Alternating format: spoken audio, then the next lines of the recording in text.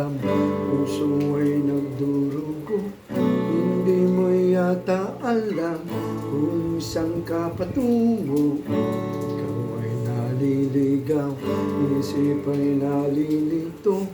Ayaw mo nang gumalaw, hindi ka sigurado.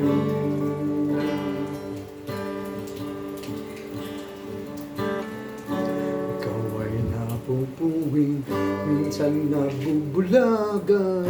Mata ay nakapiling, daan ay kadiliman.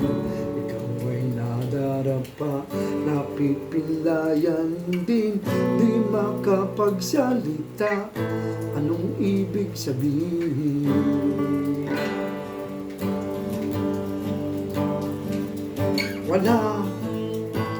Wala namang perfectong tao. Ano bang depekto kung meron kang depekto?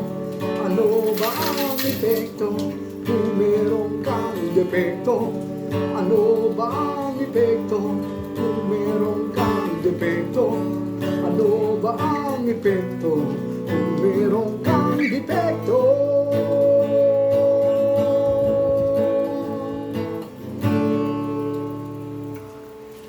Guys, napakagandang kanta, no? Alam mo, naging favorite ko yan, no? High school ako, no? Perfecto. Pero, alam mo ba, alam nyo kasi guys, no? Ako, ayusin natin ha, sandali. Ako, isa akong tao na may sakit na Tourette syndrome, no? Mapapansin nyo yan sa mga video ko na biglang mapuputol yung salita ko tapos biglang atakin ako ng Tourette ko, yung meron akong parang unexpected na mga reaction, no? So, itong kantan to, naging favorite ko to kasi tumugma to sa akin. Kasi since, maliit pa ako, since grade to, meron na akong Tourette syndrome, no? Nung narinig ko yung kantang yan, sabi ko, bagay sa akin to, ah.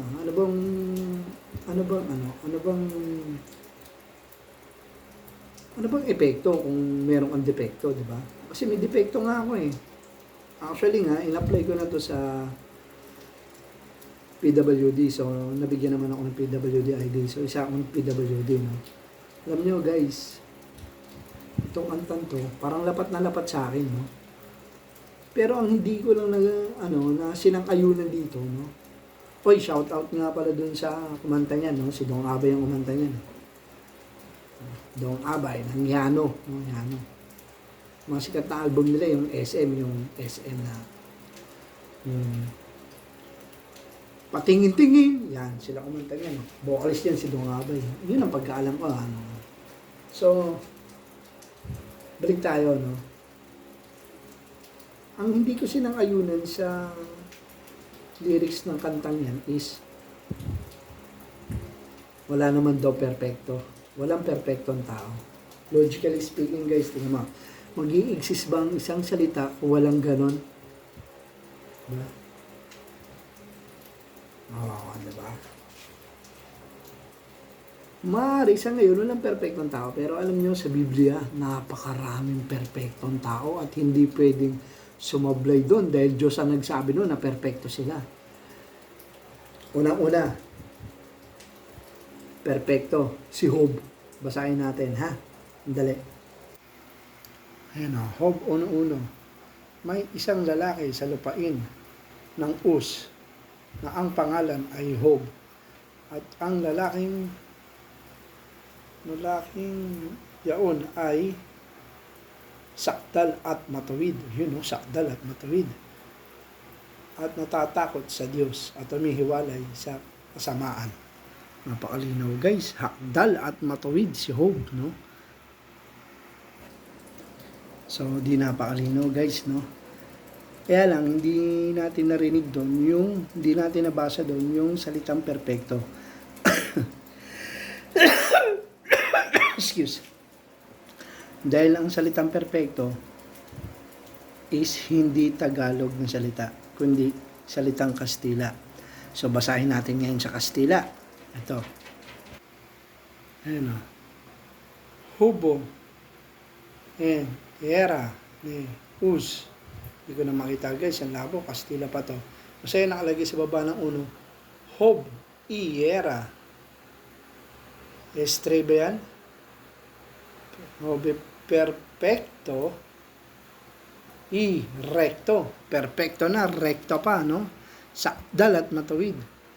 No? Paki-post nyo na lang yung video, then pakibasa. No? Kita nyo guys, di ba? Kita nyo? Ang linaw sa Kastila, di ba? Perfecto na, i-recto pa, no? Sakdal na, matuwid pa. Ibig sabihin sa Tagalog. Oh, ang salitang perfecto sa Tagalog is sakdal. Yun guys. Kaya masasabi ko lang, basa-basa tayong Bible. Kasi, sample pa lang yan guys. Marami pa. Sample lang yan. Ngayon, kung gusto nyo malaman kung sino pa, comment lang kayo. Or PM nyo ako. Sisend ko sa inyo yung mga talata. Sobrang dami na mga perfecto sa Biblia. Actually, yung 144,000 na maliligtas sa lahi ng Israel, puro perfecto yun eh. Kaya iniligtas ng Diyos yun. Diba? Ang dami nila, diba? Sa Biblia, napakarami perfecto. Isa pa lang yung sample pa lang yung binigay ko. No? Kaya, guys, ang sasabi ko lang, basa-basa tayong Bible para marami tayong matutunan.